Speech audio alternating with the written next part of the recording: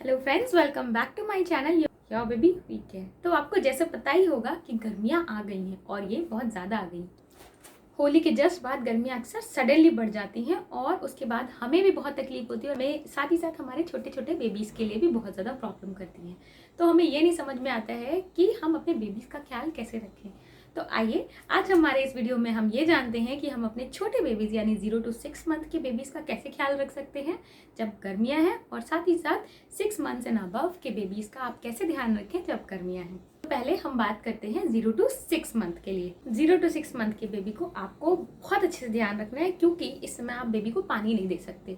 लेकिन जब आप पानी नहीं दे सकते तो आप क्या कर सकते हैं, आप उनको एक्सक्लूसिवली ब्रेस्ट फीड कराएं, क्योंकि 6 महीने से पहले आप बेबी को पानी नहीं दे सकते। तो आप सबसे ज़्यादा फोकस करें कि आप जैसे 2 से 3 घंटे में आप बेबी को ज़रूर से ज़रूर फीड कराएं, चाहे वो जितना भी फीड ले रहा हो। इसके साथ जो बहुत ही इंपॉर्टेंट चीज़ है वो आपको ध्यान देनी है कि जब आप बेबी को पानी नहीं पिला सकते हैं तो आप अपने आप को हाइड्रेट करें, क्योंकि as a breast feeding mom आपको 8 से 10 गिलास पानी कम से कम पीना है। ये बात मैं आपको अपने पुराने वीडियोज़ में ऑलरेडी बता चुकी हूँ, तो आप ये समझ सकते हैं ये बात कितनी इंपॉर्टेंट है। और आपको पानी कम नहीं करना है, क्योंकि गर्मियों में ऑलरेडी डिहाइड्रेशन के बहुत ज़्यादा चांसेस रहते हैं। इस टाइम पे ना आप डिहाइड्रेट हो सकते हैं, ना ही आपका बेबी डिहाइड्रेट होना चाहिए। आप ब्रेस्ट फीड कर रहे हैं तो उस टाइम पे आपको ज़्यादा से ज़्यादा पानी की ऑटोमेटिकली रिक्वायरमेंट रहती है, और जब गर्मियाँ हो जाती हैं तो उस समय आपको बहुत ज़्यादा पानी पीने की ज़रूरत है, क्योंकि यही पानी आपके बेबी के पास जाएगा in the form of breast feed. तो आपको वाटर की क्वान्टिटी बहुत अच्छे से मेंटेन करनी है, और साथ ही साथ वही वाटर जो है वो आपके बेबी तक भी जाएगा। और अगर आप ब्रेस्ट फीड नहीं करा रहे हैं तो आपको बेबी को बार बार फॉर्मूला फीड करना है, क्योंकि बेबी की जो पानी की रिक्वायरमेंट है वो ब्रेस्ट मिल्क या फिर फॉर्मूला से हो जाती है। आपको अलग से पानी नहीं देना है, वरना अननेसेसरी इन्फेक्शन हो सकता है। ये सबसे इंपॉर्टेंट बात है जो आपको ध्यान रखनी है। अक्सर हमारे बड़े बुजुर्ग बोलते हैं कि अरे इतनी गर्मी हो रही है, बेबी का मुंह भी सूख रहा होगा, थोड़ा 1 चम्मच पानी दे दो, या ऐसा कुछ लोग बोलते हैं। आप लोगों को बोलने दीजिए, ऐसा करने की आपको बिल्कुल भी ज़रूरत नहीं है। बेबी की जितनी भी वाटर रिक्वायरमेंट है वो ब्रेस्ट फीड या फॉर्मूला से पूरी हो जाती है। और अगर आपको लगता है कि बेबी को ज़्यादा प्यास लग रही है तो आप उसे बार बार फीड कराइए, उससे ही बेबी की वाटर रिक्वायरमेंट पूरी होगी। इसके साथ ही दूसरी चीज़ जो आपको ध्यान देनी है वो आपको बेबी की यूरिन आउटपुट पे ध्यान रखना है, यानी कि बेबी एक दिन में कितनी बार सुसु कर रहा है। तो दिन में 8 से 10 बार बेबी को सुसु करनी है, और जब वो सो रहा है तो 3 से 4 बार उसे सुसु करनी है। तो ये ज़्यादा ध्यान दीजिए। अगर इससे कम है तो आपको डॉक्टर को कॉन्टैक्ट करना है, क्योंकि ये साइन ऑफ डिहाइड्रेशन है। इसके बाद आपको बेबी को जो क्लॉथ्स पहनाने हैं, यानी कि कपड़े कौन से पहनाने हैं, कपड़े में आपको बेबी को सिर्फ और सिर्फ कॉटन के या कॉटन बेस्ड होजरी जो ड्रेसेस आती है वो पहनानी है, क्योंकि यही जो ऐसे कपड़े हैं जो बेबी को गर्मी से बचाएंगे। जब आपके बेबी को स्वेटिंग होती है तो वो पसीना सूखने का भी काम करते हैं, और ये बेबी के लिए बहुत ही ज़्यादा स्किन फ्रेंडली रहते हैं। तो आप बेबी के लिए सिर्फ और सिर्फ कॉटन के क्लॉथ्स लाइए, आर्टिफिशियल जो फैब्रिक है उनको यूज़ ना करें। और साथ ही साथ आपको ये भी ध्यान देना है कि आप बच्चे के जो कपड़े हैं उनका जो कलर चूज़ करें वो बहुत ही लाइट, यानी वाइट या पिंक या ऐसे लाइट येलो कलर की शेड में ही जाए। मतलब हल्के रंग के कपड़े बनाने हैं, डार्क कलर के कपड़ों को अवॉइड करना है, क्योंकि ये आपके बेबी को गर्मी से बचाने में बहुत ज़्यादा हेल्पफुल रहते हैं। नेक्स्ट है स्किन केयर। स्किन केयर के लिए हमें क्या करना है, स्किन केयर के लिए हमें बहुत ज़्यादा ध्यान देना है कि हमें बेबी को मसाज करनी है। ऑब्वियसली आपको लगता है कि गर्मियाँ बहुत ज़्यादा हैं तो चिपचिपाहट होगी, तो आपको बस ऑयल का सिलेक्शन अच्छा करना है, यानी कि आपको लाइट टाइप के ऑयल यूज़ करने हैं। जैसे कि आप कोकोनट ऑयल यूज़ कर सकते हैं, या फिर आप जो ब्रांडेड ऑयल्स आते हैं जो कि लाइट कंसिस्टेंसी के होते हैं वो यूज़ कर सकते हैं। और ये ऑयल्स आप लेके बेबी को 1 या 2 बार मसाज देते हैं। और जब आप मसाज देते हैं उसके बाद 10 से 15 मिनट बाद या तो आप बेबी को बाथ कराएं, या तो आप उसको स्पॉन्ज बाथ भी दे सकते हैं, क्योंकि अगर आपने ऑयल बॉडी पे छोड़ दिया तो वो ऑयल जो है वो डर्ट को अट्रैक्ट करेगा और साथ ही साथ स्किन इन्फेक्शंस भी कर सकता है। तो इसलिए आपको ऑयल को रिमूव करना बहुत ज़रूरी है। आपको रूम में टेम्परेचर का बहुत ज़्यादा ध्यान देना है। जिस भी रूम में बेबी है वहाँ पर आपको कभी भी आपको 30 डिग्री से ज़्यादा टेम्परेचर नहीं होने देना है। ये मैक्सिमम टेम्परेचर है जो हमारे लिए भी सूटेबल है, और इससे ज़्यादा बेबी भी परेशान होगा। तो इसलिए आपको, चाहे आप एसी यूज़ करें, चाहे आप कूलर यूज़ करें, या कोई और तरीके से आपको रूम को बस ठंडा ही रखना है। तो ये तो हो गई 0 to 6 मंथ्स की बात। अब 0 to 6 मंथ्स के बाद अब नेक्स्ट चलते हैं 6 मंथ्स एंड अबव। तो 6 मंथ्स एंड अबव के बेबीज़ को आप वाटर दे सकते हैं, या आप कोई भी हाइड्रेटिंग सब्सटेंस दे सकते हैं। तो यहाँ पर आपको पूरा फ़ायदा उठाना है पानी पीने की इस अपॉर्चुनिटी का, और बेबी को आप बार बार पानी पिलाते रहें, यानी कि आप हर थोड़ी थोड़ी देर में, घंटे में 1 बार आप बेबी को पानी ज़रूर ऑफर करें।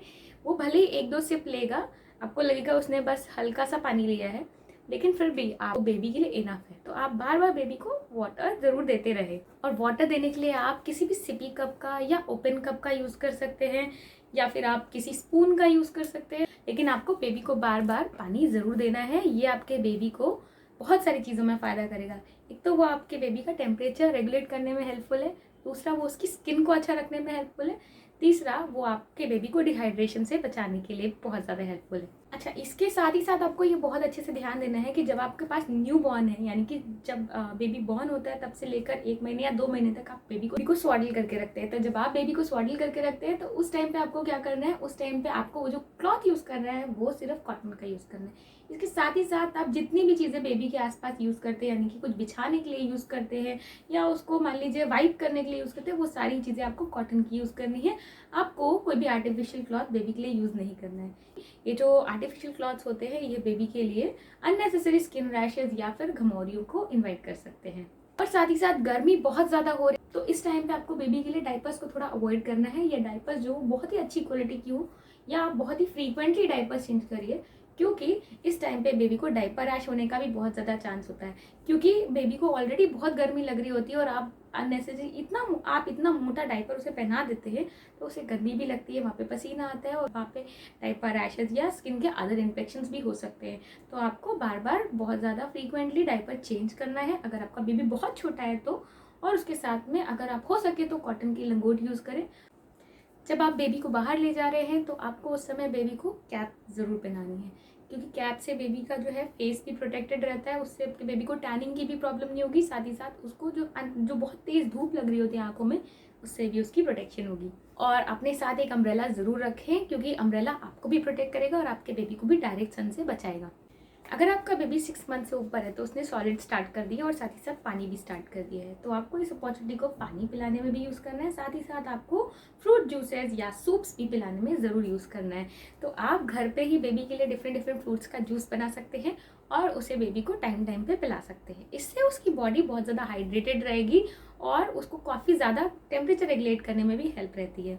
लेकिन ध्यान दीजिए कि आप ये मार्केट बॉर्ड या फिर कैंड जो जूसेस आते हैं वो बेबी को मत दें। दूसरी चीज़, आप इसमें शुगर या सॉल्ट बिल्कुल ना ऐड करें, क्योंकि 1 ईयर से कम के बेबी के लिए सॉल्ट और शुगर रिकमेंडेड नहीं होता है। आप बेबी को दही और बटर मिल्क भी खुद बनाकर दे सकते हैं, क्योंकि दही भी बेबी के लिए एज अ प्रोबायोटिक भी काम करेगा और साथ ही साथ उसके टेम्परेचर को रेगुलेट करने में भी बहुत हेल्पफुल रहता है। और बटर मिल्क भी बेबी के पेट को ठीक रखने में और साथ ही साथ उसको ठंडा रखने में भी बहुत हेल्पफुल रहता है। अगर आपका बेबी सॉलिड स्टार्ट कर चुका है तो आप उसे दही, छाछ और जूसेस भी ज़रूर दें। इस मौसम में आपको बहुत सारे फ्रूट्स मिलेंगे जो कि अभी आ रहे हैं, जैसे कि मेलन है, वाटरमेलन है, या ऐसे ही कई फ्रूट्स हैं जो कि आपको मौसम के हिसाब से अवेलेबल हैं। तो आप वो फ्रूट्स आप बेबी को ज़रूर से ज़रूर दें। वो बेबी को ऑटोमेटिकली एक इम्यूनिटी बढ़ाने में भी हेल्पफुल रहेंगे और साथ ही साथ उनका टेम्परेचर रेगुलेट करने में भी बहुत हेल्पफुल रहते हैं। तो आप बेबी को, अगर आपका बेबी सॉलिड स्टार्ट कर चुका है तो इस तरीके के फ्रूट्स भी आप बेबी को टाइम टाइम पे ज़रूर खिलाएं। आपका बेबी 6 मंथ के ऊपर है तो आप बेबी को स्वाडल तो नहीं करते हैं, बट आपको उनके कपड़ों से उन्हें कवर्ड ज़रूर रखना है। आपको ऐसे रखना है कि आप बहुत ज़्यादा ओपन ना छोड़ दें कि धूप की वजह से उनको टैनिंग हो जाए या सनबर्न हो जाए, लेकिन इतना ज़्यादा भी पैक नहीं करना है कि उन्हें गर्मी की वजह से परेशानी हो। तो आपको कॉटन के सिंपल हल्के कपड़े लेने हैं, जैसे कि झबला वगैरह आता है वो भी ले सकते हैं, या फिर आजकल मार्केट में वनजीज या ऐसी चीज़ें भी आ रही हैं तो आप वो भी बेबी के लिए ट्राई कर सकते हैं। और उसके साथ साथ में आपको डाइपर्स, यहाँ पे क्योंकि आपका बेबी 6 मंथ के ऊपर एज है तो आप जितना हो सके जब तक आपको बाहर नहीं जाना है तब तक आप डाइपर्स ना यूज़ करें, क्योंकि डाइपर्स जो है आपके बेबी को रैशेस दे सकते हैं और साथ ही साथ बेबी को अनकंफर्टेबल भी होंगे। तो आप डाइपर्स मत यूज़ करिए। यहाँ पर आप बहुत ही different colourful and designer pants या पजामाज आते हैं बेबी के लिए, आप वो ले सकते हैं। तो बेबी उसमें अगर पू या पी कर भी देता है तो आप उन्हें तुरंत चेंज कर सकते हैं और वो वॉश करने के बाद जल्दी से सूख भी जाएंगे, तो आप उनको ऐसे यूज़ करें। लेकिन अगर आप बार बार डाइपर्स यूज़ करते हैं तो क्योंकि वहाँ पे पसीना आएगा और पसीना इकट्ठा होगा तो उसकी वजह से बेबी को स्किन इन्फेक्शन या रैशेस भी हो सकते हैं, तो आपको उसे अवॉइड करना है। और गर्मियों में आपको अपने बेबी की स्किन का भी बहुत ध्यान रखना है। आपको उसको नहलाना है डेली, दिन में 2 बार हो सके, नहीं तो फिर 1 ही बार नहलाना है। और उसके साथ साथ में आपको बेबी को लोशन लगाना है, यानी बॉडी लोशन लगाना है। कोई भी लाइट वाला बॉडी लोशन लगाना है, ऐसा नहीं है कि बहुत थिक बॉडी लोशन लगा दिया जिससे बेबी की स्किन ब्रीथ भी नहीं कर पा रही है।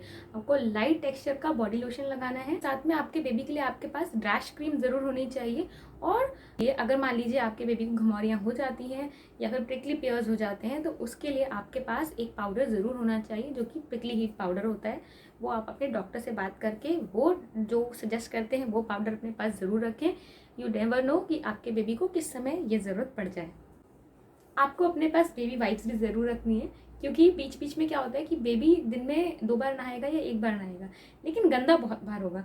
तो आपको बार बार क्या करना है, उन वाइप्स की हेल्प से आपको बेबी को वाइप करते चलना है। इससे 2 चीज़ें होंगी, एक तो आप बेबी को क्लीन कर देते हैं, दूसरा बेबी को रिफ्रेश रखने में बहुत ज़्यादा हेल्पफुल रहती है।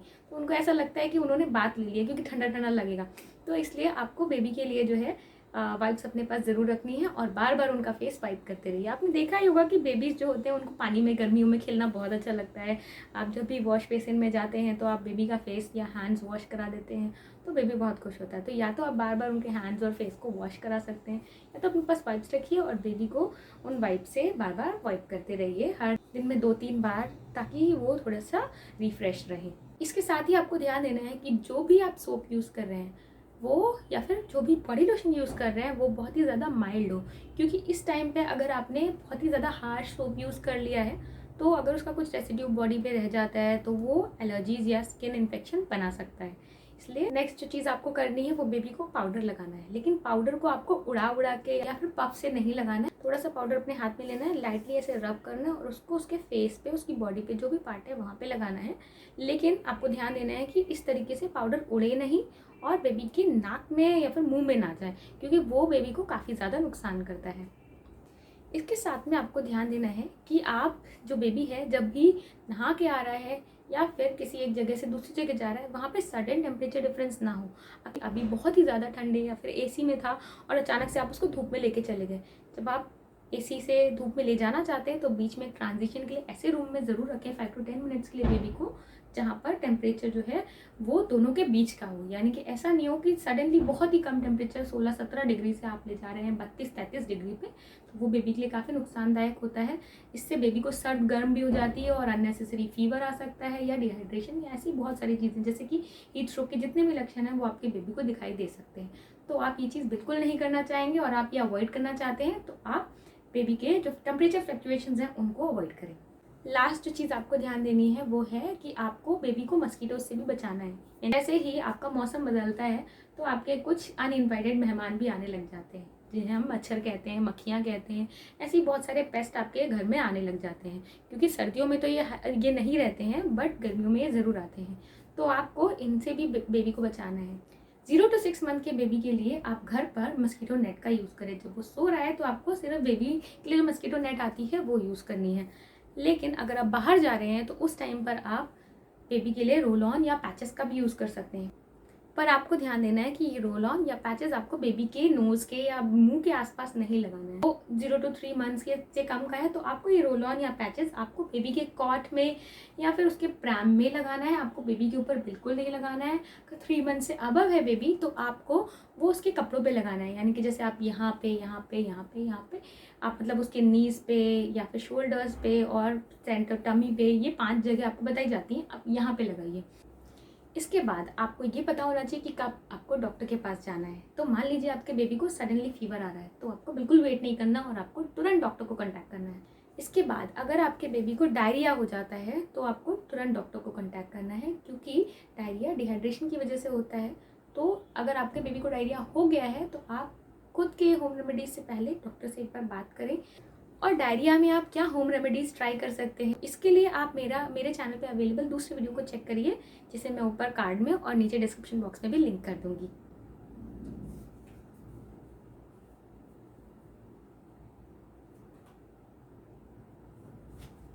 अगर आपका बेबी बहुत ज़्यादा थका हुआ सा या सोता सोता सा रह रहा है या इनएक्टिव है तो भी आपको डॉक्टर से ज़रूर कांटेक्ट करना है कि क्या रीज़न है जो बेबी इतना परेशान हो रहा है और वो सो नहीं रहा है। हाँ, थोड़ा बहुत फजीनेस या थोड़ा बहुत इरिटेशन होना बेबी के लिए नॉर्मल है, क्योंकि ये मौसम ही ऐसा है जिसमें हम लोग ही इतने इरिटेट हो जाते हैं, तो बेबी के बारे में आप सोचिए कि उसकी क्या हालत होगी। इसीलिए आपको ये समझना है कि अगर आपका बेबी नॉर्मली थोड़ा बहुत इरिटेट हो रहा है तो इट इज़ फाइन, बट अगर वो बिल्कुल भी एक्टिव नहीं हो रहा है या बस दिन भर सोता ही रह रहा है तो ये एक कॉज ऑफ कंसर्न है और आपको डॉक्टर को ज़रूर कांटेक्ट करना है। अगर आपको बेबी की बॉडी में साइन ऑफ ड्राइनेस या फिर साइन ऑफ डिहाइड्रेशन दिखते हैं तो भी आपको डॉक्टर को कांटेक्ट करना है।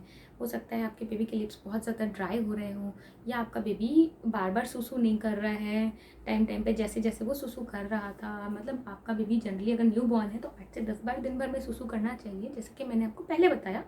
लेकिन अगर वो ऐसा नहीं कर रहा है तो आपको डॉक्टर को कांटेक्ट करना है। और उसी तरीके से अगर वो आपका थोड़ा बड़ा बेबी है तो आपको पता होगा यूजुअली वो कितनी बार सुसु करता है, और उतना सुसु अगर वो नहीं कर रहा है तो आपको कांटेक्ट करना है डॉक्टर को, क्योंकि ये भी काफ़ी रिस्की है। तो फ्रेंड्स, आई होप कि ये वीडियो आपके लिए बहुत ज़्यादा यूज़फुल रहेगा और आपके जो न्यू बॉर्न्स या फिर आपके बेबीज़ की गर्मियों में देखभाल करने में आपकी बहुत ज़्यादा हेल्प करेगा। तो अगर आपको ये वीडियो पसंद आया है तो आप मेरे वीडियो को लाइक कर सकते हैं, और साथ ही साथ दूसरे पेरेंट्स हैं उनके साथ भी ज़रूर शेयर करें। और हमारे चैनल पे अवेलेबल आप न्यू बॉर्न केयर और बेबी केयर की और भी वीडियोस को ज़रूर चेकआउट करें, क्योंकि वो सारे वीडियोस भी आपके लिए बहुत ज़्यादा हेल्पफुल रहेंगे। आप साथ ही साथ ये भी पता कर सकते हैं कि आप नई मॉम का ख्याल कैसे रख सकते हैं। तो हमारे चैनल पर बहुत सारे वीडियोज़ अवेलेबल है, और मैं आपसे रिक्वेस्ट करती हूँ कि आप उन वीडियोज़ को ज़रूर चेकआउट करें, वो सारे ही आपके लिए बहुत ज़्यादा यूज़फुल रहेंगे। और साथ ही साथ हमारे चैनल को सब्सक्राइब करें। अगर आपको हमारे चैनल पे अवेलेबल वीडियोस पसंद आते हैं तो इनको दूसरों के साथ शेयर भी करें, ताकि दूसरे लोगों की भी हेल्प हो सके।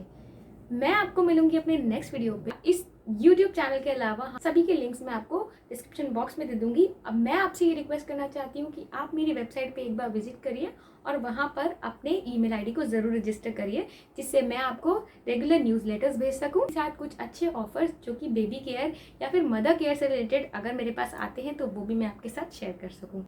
और इसके साथ ही साथ अगर आपके पास हमारे लिए कोई सजेशंस हैं या आपके पास कोई और क्वेश्चंस हैं तो आप हमें कमेंट बॉक्स में ज़रूर मेंशन करें, और आप हमें बाकी प्लेटफॉर्म्स पे भी ज़रूर कनेक्ट करें। हम आपका वेट करेंगे। हमें बहुत खुशी होगी आपकी मदद करके। तो take very good care of yourself and your baby. Bye bye.